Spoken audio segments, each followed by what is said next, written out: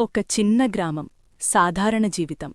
కాని ఆ గ్రామంలో ఒక అసాధారణ కల పుట్టింది. పగలు పొలంలో చెమటోడ్చే రైతు తన కష్టాల్లో కూడా ఒక ఆశను దాచుకున్నాడు. ఆ రైతు కొడుకు రామకృష్ణ.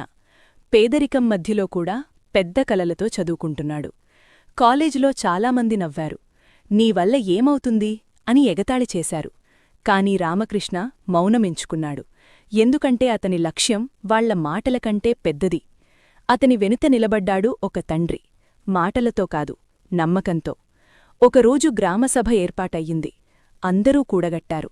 అక్కడ కూడా కొందరడిగారు, ఏదో సాధిస్తానన్నావు, ఇంకా ఏం సాధించలేదు కదా అని.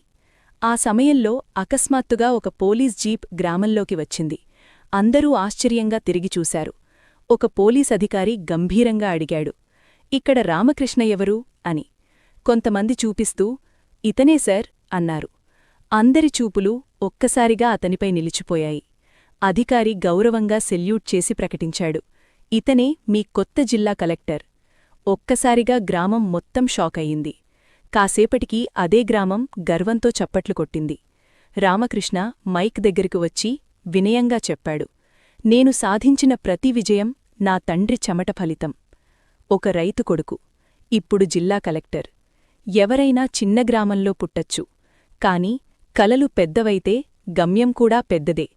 నమ్మకముంటే సాధ్యం కానిదేమీ లేదు.